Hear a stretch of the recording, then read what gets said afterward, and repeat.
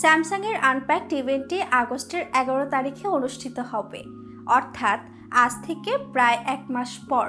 কিন্তু স্যামসাং হয়তো ইচ্ছাকৃত অথবা অনিচ্ছাকৃতভাবে গ্যালাক্সি জি ফোল্ড 3 ও গ্যালাক্সি ওয়াচ 4 ক্লাসিক দুটোই সবার সামনে প্রকাশ করে ফেলেছে। স্যামসাং এমন একটি ভিডিও পোস্ট করেছে যেখানে দেখা গেছে গুডলক অ্যাপ প্রজেক্টে কাজ করা বিভিন্ন ডেভেলপারদের সাথে ইন্টারভিউ নেওয়া হচ্ছে।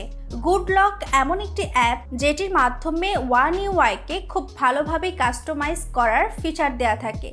সেই ভিডিওতে আমরা দেখতে পাই যে ব্রিফ করার এক সময়ে গ্যালাক্সি জি ফোল্ড 3 এবং গ্যালাক্সি ওয়াচ 4 ক্লাসিকের উপস্থিতি, যদিও এটি খুব অল্প সময়ের জন্যই দেখা গিয়েছিল, কিন্তু আমরা সবাই এই হ্যান্ডসেট ও ওয়াচের ব্যাপারে অনেক নতুন কিছু জানতে পেরেছি। প্রথমেই বলতে হয় আমরা গ্যালাক্সি ওয়াচ 4 ক্লাসিকের সিলভার ভ্যারিয়েন্টের ডিজাইনটি দেখতে পাই।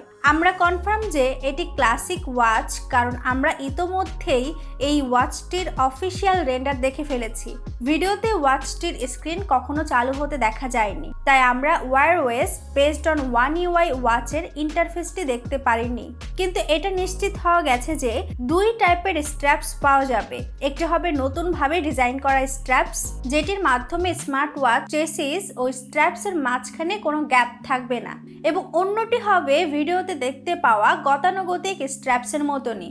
এর সাথে আমরা ভিডিওতে গ্যালাক্সি জি ফোল্ড 3 এর নতুন ক্যামেরা লেআউট ও শেপ দেখতে পেরেছি। হ্যান্ডসেটটি ছিল ভাঁজ করা টাইপের একটি কাভারে, যেটি ডিসপ্লের ফ্রন্ট সাইডকেও কভার করছে। অনেকেই আগের গ্যালাক্সি জি ফোল্ড 2 এবং জি ফোল্ডের আসলেই ভালো একটি কাভার কেস নিয়ে হতাশায় ছিল।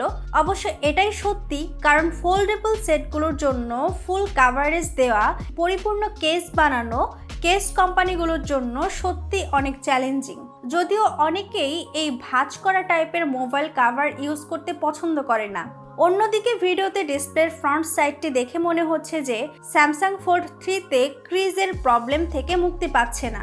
আইস ইউনিভার্সের পক্ষ থেকে পাওয়া আগের তথ্য থেকে আমরা জানতে পেরেছিলাম যে স্যামসাং নাকি জি ফোল্ড 3 ও জি ফ্লিপ 3 এর ক্রিজ প্রবলেম কমানোর জন্য অনেক আশানুরূপ কাজ করে ফেলেছে, কিন্তু ভিডিওতে মোটামুটি পরিষ্কারভাবেই ক্রিজ দেখা যাচ্ছে। এখন স্যামসাং হয়তো গ্যালাক্সি জি ফোল্ড 2 এর চাইতে ক্রিজ প্রবলেম তুলনামূলক কমিয়ে এনেছে, কারণ ভিডিওতে ফ্রন্ট ডিসপ্লে আমরা খুব কম অংশই দেখতে পেরেছি। কিন্তু আমি অপেক্ষা করছি এই ক্রিজ প্রবলেমের কারণে এস পেন দিয়ে লেখা বা ড্রয়িং এর সময় কোনো সমস্যা করে কিনা।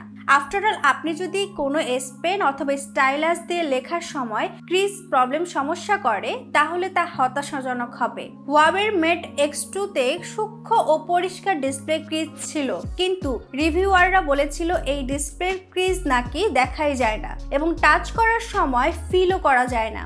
যদিও স্যামসাং হুয়াওয়ের তুলনায় অনেকটা বেশি সময় এই ইনফোল্ডিং ফর্ম ফ্যাক্টর ইস্যু নিয়ে ভুগছে, তাই আমি মনে করছি স্যামসাং এই ক্রিজ প্রবলেম থেকে বের হওয়ার জন্য ভালোই কাজ করবে হুয়াওয়ের তুলনায়।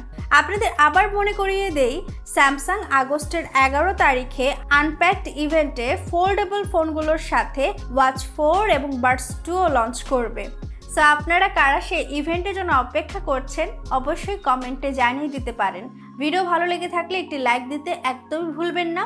সবাই ভালো থাকুন। আল্লাহ হাফেজ।